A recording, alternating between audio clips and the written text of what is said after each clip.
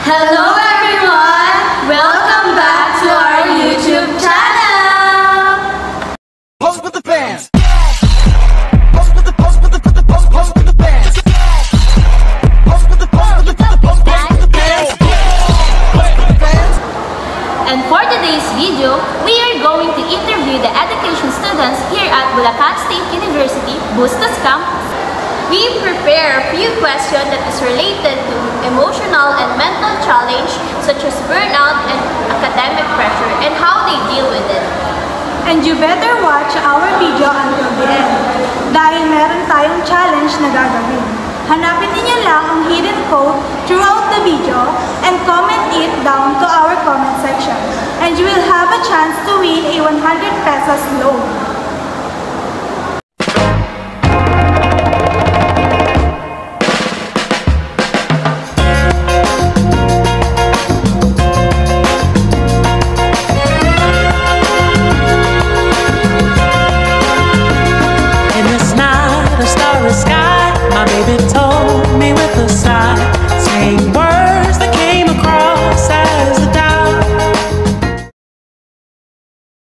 Ano po yung name? I am Danis po from BSED 2B. Ilang taon mo?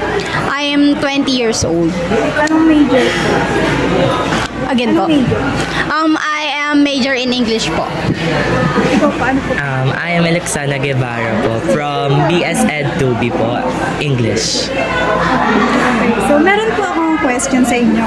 Paano mo sinusolusyonan ang stress na dulot ng late night cramming?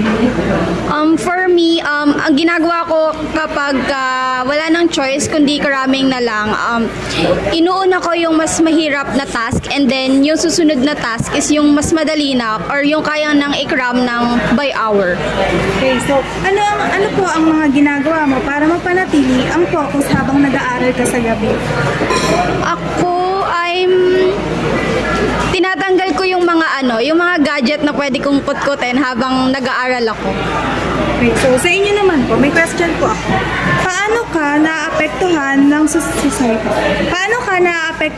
societal So may question po ako sa inyo. Paano ka naapektuhan ng societal expectation about being an ideal future educator? So, being ideal future educator, nakaka-apekto yung societal expectation kasi we, the future educator, we are the next step towards educating our students. So, nakaka-apekto siya sa akin kasi dapat pagbutihan ko pa, ayusin ko pa yung pagtuturo at saka i-align ko yung teaching methods ko sa mga future students ko. So, ano po ang isang bagay na nais mong malaman ng ibang tao tungkol sa realities ng buhay ng isang education student? So, yung reality ng isang educator is hindi lang naman siya teacher isa din siyang magulang na tatayo dun sa bata. Kailangan ma-realize natin na hindi lang tayo tatayo para magturo. Tatayo din tayo para maging gabay dun sa mga estudyante natin. Sa inyo naman po, may question po ako. What's one thing you've learned about yourself while dealing with these challenges? Again. What's one thing you've learned about yourself while dealing these challenges? Okay, so natutunan ko dun kasi is na-experience na din namin yung talagang cramming dun sa may mga activity dahil sunod-sunod and sabay-sabay yung pagbibigay ng tasks. So ang natutunan ko dun is dapat habang matagal pa yung deadline, dapat sisimulan na siya para kahit papano hindi siya sobrang bigat kahit i-cram namin. So kung bibigyan mo ng payo ang mga incoming education student tungkol sa pagharap sa mga mental at emotional na hamon, ano yun? So as a future educator, kailangan stable talaga yung mind mo and also kapag siguro pag teacher ka na, kailangan maging considerate ka dun sa mga possible pa na mangyari. Ano po name niyo? Danica de la Cruz po. Age, 18. year, and major. BSED English 1B po. Wait, tatanong po akong question sa inyo. Sige po. Paano mo susolusyonan ang stress na dulot ng late night cram? Siguro, iiwasan na yung pagkakaram. Gagawin na yung bukas hindi na hindi na yung magbabahala-bahala na. Parang ganun. Anong ginagawa mo para manatili yung focus habang nag-aaral sila? Siguro wag mo nang isipin yung ibang bagay. Kung ano lang yung ginagawa mo, doon ka lang muna magpo-focus. Next question. Paano nakaka-apekta societal expectation about being an ideal future educator? Siguro, kasi most of us na-pressure dahil sa ganun. Pero siguro, kung ano lang yung kaya mo, parang ganun lang, doon ka lang muna. Kasi may mga bagay na matututunan naman natin paunti-unti. Ano ang isang bagay na nais mong malaman ng ibang tao tungkol sa realities ng buhay ng isang eduk student? Siguro marami kasi nagsasabi na eduk ka lang. Yan. So parang gusto ko pong malaman nila na hindi dahil eduk ka lang. Ganun. Eduk ka kasi eduk ka. Ganun. Morning po, ano po yung name, age, year, and major po? Ako po si Renz Andre Iyambao from BSED 2E Social Studies po. Kayo po? Ako po si Jason Blas, 19 years old from BSED Social Studies 2E. Okay, so may question po ako sa inyo. Kamusta po ang pagiging eduk student? Kaya pa ba? Minsan ba nakakaranas ka ng burnout? Kaya pa naman siguro, pero minsan overwhelm lang ako sa sobrang daming gawain. Tapos minsan may mga bagay na yung oras hindi ko na napagkakasya. Kumbaga yung merong mga household chores na hindi ko nagagawa kasi mas pinapriority ko syempre yung mga gawain dito sa school. Kayo po, kamusta po ang pagiging eduk student? Ako personally, sa kasalukuyan, parang sumasabay lang ako sa Agos one step at a time lang. Kung ano yun nandyan, ginagawa ko sa paraan na convenient para sa akin. Basta hindi ako nape-pressure kung ano lang yun nandyan, yun lang muna yung ginagawa ko. Okay, so may tanong po ako sa inyo. Paano mo po pinaghahandaan ang mga exam or deadline? Siguro, hindi naman kasi ako yung tao na magre-review ng magdamag, ganun. Minsan, sa tulong niya, yung mga reviewer na binibigyan niya, syempre, nakakatulong yun para mas, yung maalala ko yung topic na minsan, hindi naman kasi ako nakikinig. So, yun, malaking tulong yung reviewer niya para mas, makakuha ko ng mataas na score sa exam. Meron po ba kayong specific na strategy or routine? Ako siguro, meron ako naaalala na isang sinabi ng isang prof na don't study kapag ka-sleepy ka. So, matutulog muna siguro ako kapag bago mag-exam or bago ako sumabak sa exam. Kasi syempre, exam yun, dapat talaga nating paghandaan. Pakiulit nga po nung tanong. So kayo pa, gaano po kadalas na nararamdaman na kailangan mo ng pahinga ngunit hindi mo magawa? Ako siguro everyday, pero syempre sabi nga nila, hindi natin pwedeng sabihin na no choice tayo lagi. Syempre may choice tayo, mas pinili lang natin to. Kaya parang kahit gusto nating magpahinga, syempre dapat alam din natin kung kailan tayo magpapahinga at kung kailan natin gagawin yung pahinga na yun. Kasi hindi naman pwede na kahit gusto natin magpahinga lang tayo. Syempre meron tayong mga gawain na dapat gawin. So, sa tingin ninyo po, magagawan ng paraan upang, sa tingin mo ba, magagawan ng paraan upang makapagpahinga ka while dealing with your schoolwork? Pwede naman siguro, siguro, ang isang bagay na natin ay yung proper time management, yun siguro. Kasi kapag may time management ka, magagawa mo yung gusto mo, magagawa mo rin yung schoolworks mo sa takdang oras. So, sa inyo naman po, paano ka naapektuhan ng societal expectation about being an ideal future educator?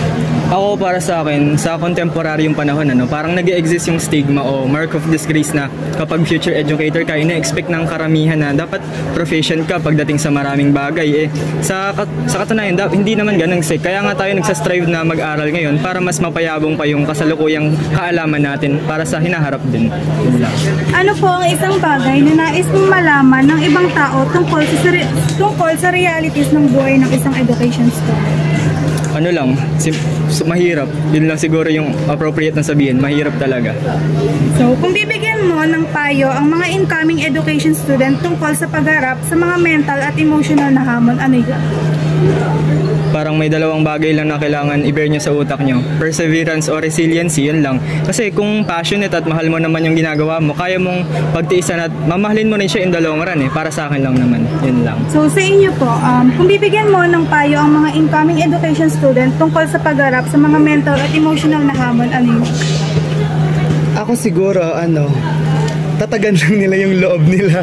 Kasi mahirap talaga, wala namang madaling course. Kailangan lang talaga na gawin natin mga bagay na syempre pinili mo yan, dapat ready ka sa mga gagawin at saka sa mga pwede mong ma-experience. Okay, so thank you po. Kaya pa ba ang pagiging edo? Sa tingin ko, parang, hindi, parang 50-50 na kaya pa, tapos 50-50 na pasukon. Ikaw? Sa akin kaya pa. Wala naman tayong choice. Kakayanin talaga. Ang hirap.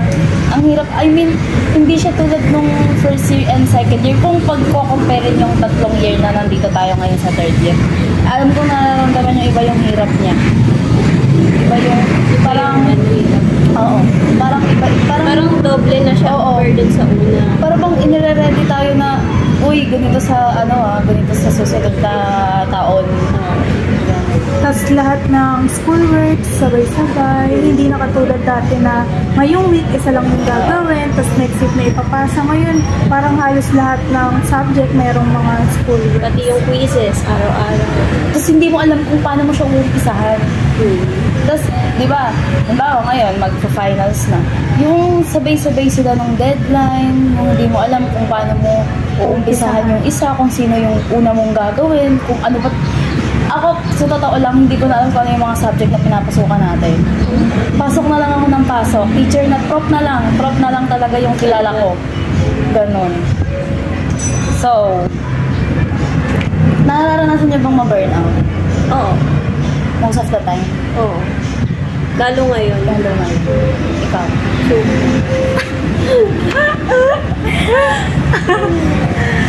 Sakto lang. Hindi ko kasi masyadong parang focus sa parang, ang daming gawain, dapat gawin ko na. You're just a chill girl. Oo, ganun din. Pero hindi naman porkit chill ako. Nagkakram ako. Kumbaga parang, kahit ang daming gawain, hindi ako masyadong na-apektuhan na, ano na yung ganyan. Kaya hindi din ako umaabot ng gabi para upuan yung isang gawain.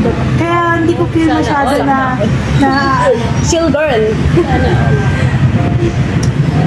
Ito may tanong. Paano mo daw ba pinaghahandaan yung mga exams o yung mga deadline? Sa akin, pagka sa deadline, naglalaan ako ng oras. Kasi, syempre, mahilig din ako manood ng mga K-drama. Sinasantabi ko muna yon. Tapos, halimbawa, ngayon, Sabado, tatapusin ko lahat yan. Para sa susunod na araw, wala na akong intindihin. Pero sa mga exam naman, gumagawa ko ng mga reviews. Ako pag sa exam, okay.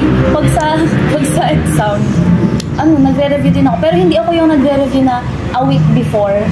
Parang parang 2 days before yung exam, tsaka ako nagre-review. Tapos yung 30 minutes before, yung ganon.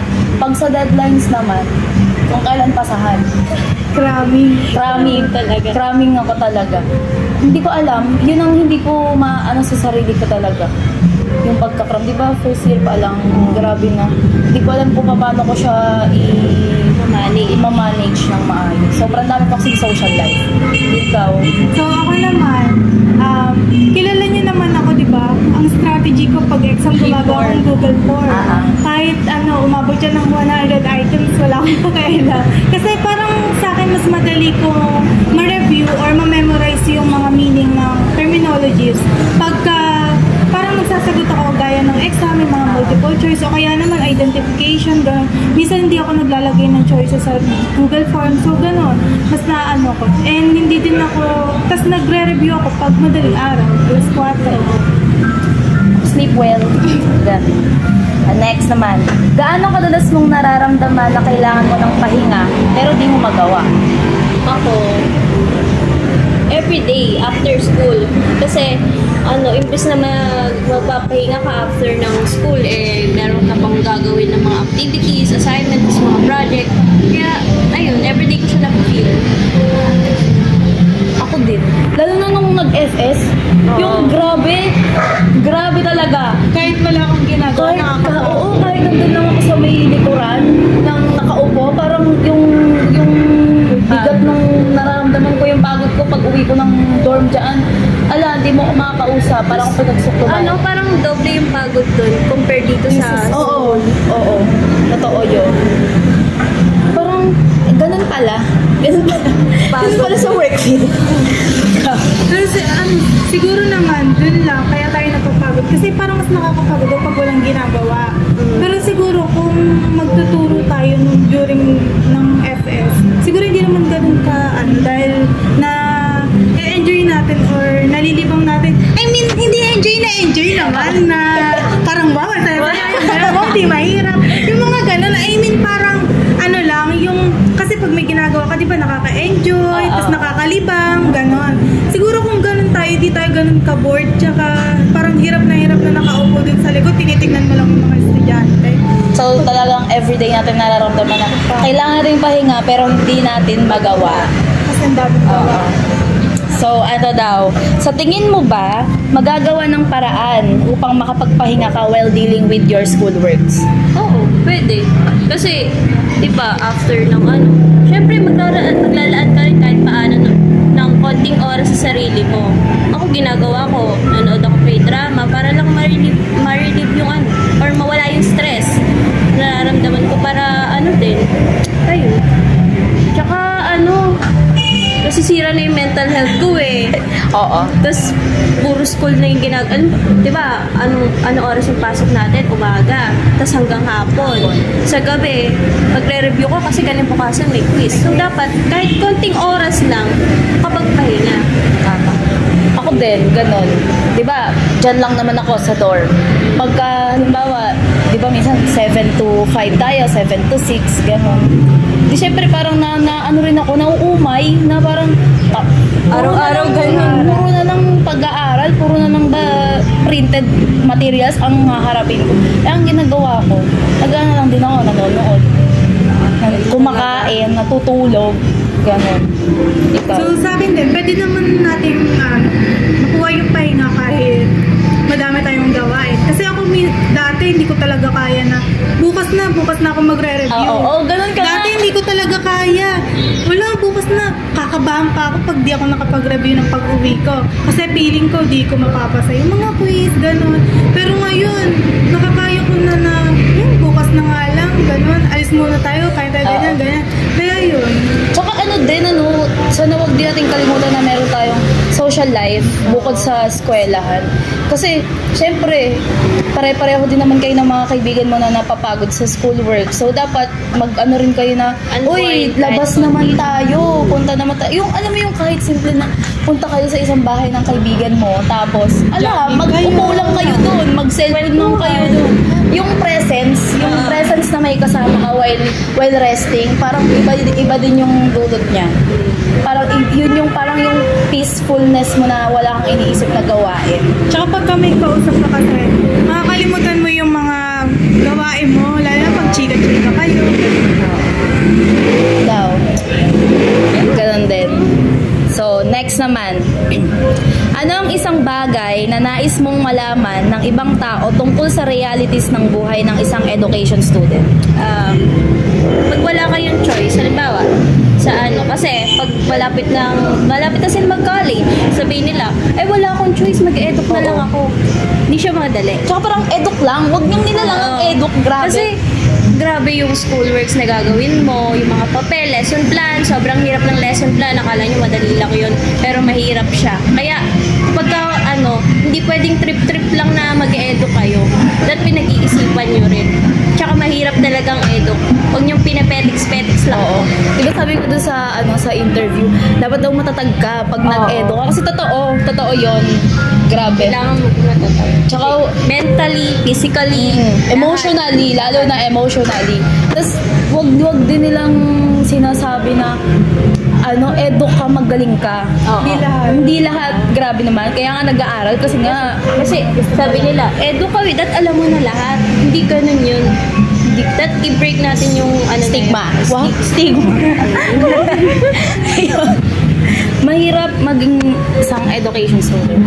Yung pressure, yung workload na parang estudyante ka pa lang pero parang yung gawain mo parang nasa field ka na. Makakaloka. Ikaw. Ako naman, pagka mag-e-edu ka, dapat yung major, gusto mo talaga. Kasi may nagsasabi kasi na TBE, ay madali lang yan, gano'n. Tapos kasi parang nagpahilot kami, tapos sabi ng babae, ilang taon na po kayo? Sabi ko 20, nag-aaral sa sabi ko, oo. Ano po course niyo? Sabi ko teacher, ano daw major? Sabi ko TBE. Tapos sabi niya, ay madali lang yan na. Sabi niya gano'n. Tapos ngumiti lang ako sa kanya. Kasi wala pong major na madali dito sa eduk student. Lalo na yung major namin kasi ang dami niyang sakop na masonry, electric. Hindi katulad ng ibang major na dun lang sila nakapokus sa English, yung mga gano'n. Sa amin kasi sobrang dami talaga. Lawak. Tsaka yung BTLED, isa rin siya sa pinakamahirap na i-take sa board exam. Kasi hindi mo alam kung ano ilalabas. Kaya kailangan i-review mo lahat. Kasi kawawa ka pag di mo alam yung pumasok dun sa exam na yun. Hindi mo masasagot. Wala kang idea. Kasi sa amin, hindi siya more on cooking. Kasi akala ko yun din yun. Akala ko na... Akala mo, yung pag sinabi mo na, uy, TLE major ka, di luto-luto ka lang. No! Wala po kaming laboratory. Wala po kaming laboratory. Sana magkaroon. Pero ang hirap maging eduk. Parang lahat naman nga, sabi nyo nga, lahat naman ng major. Iba-iba lang tayo ng kung paano natin siya tinitake. Pero, sobrang hirap. Yun lang. Sobrang hirap. Pero dapat mong i-enjoy. Kasi pag hindi mo in-enjoy, lalo kang mahihirapan. Kasi ayaw mo na nga ng ginagawa mo. Tapos, papahalata mo pa ba yun? Eh di parang ikaw lang din yung nahirapan sa sarili mo. Tsaka dapat mataas. Kumbaga, mahaba yung pasensya nyo. Especially sa mga bata. Lalo na pag nag-field study kayo. Ayun talaga. Kusang pasensya. Oo.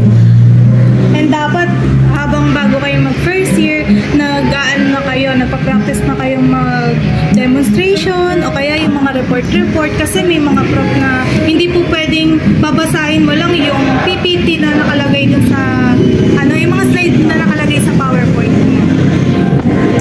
Next. Kung bibigyan mo ng payo ang mga incoming education students tungkol sa paghaharap sa mga mental at emotional na challenges, ano ito? Siguro, ayun nga, tatagan nila kasi pag nandyan ka na, di ka na pwedeng umatras. Kasi, ayan na yun eh. Pinili mo yan, choice mo yan. Unless, pinilit ka. Kaya dapat iwasan natin yung yung aayain tayo ng mga kaibigan natin na, uy, mag-edu ka na. Mag-edu tayo kasi madali lang yan eh. Tsaka nandito kami eh, dito din kayo. Oo. Hindi pwede yung ganun. Kasi, may sarili kang utak. Tsaka yan, diyan nakasalalay yung future mo. Yes. Kaya dapat, ayusin mo yung decision mo. Tsaka take a rest. Take a rest, take a breath. Kasi kapag hindi mo yun ginawa, ikaw ang kawawa. Maapektuhan lahat. Maapektuhan yung katawan mo, yung isip mo, yung well-being mo, yung kung paano ka makitungo sa tao. Maapektuhan talaga na yung parang mawawala ka sa OA naman. Pero parang wala ka nga sa sarili mo na parang wala ka ng mapupunta ka sa phase na parang ayoko na. Parang parang ayoko na. Yung lalo na kapag kasabay-sabay sila na parang ayoko na talaga. Tigil na natin to yung ganon. So, take a rest and take a breath. Take a deep breath. So ako din, ganun lang na maging matatag tapos mag-focus lang. Huwag naman masyadong mag-focus. Kumbaga parang lang. Enjoy lang. I-enjoy nyo lang. Go with the flow, ganon. Pero huwag masyadong seryosohin kasi nga baka hindi na nga makaya, ganon. So, dapat mahalin nyo pa rin yung mga sarili nyo pagka ganun na yung gagawin. Kasi ang mental health, hindi lang yan basta-basta na arte lang. Hindi yan arte lang ng isang tao.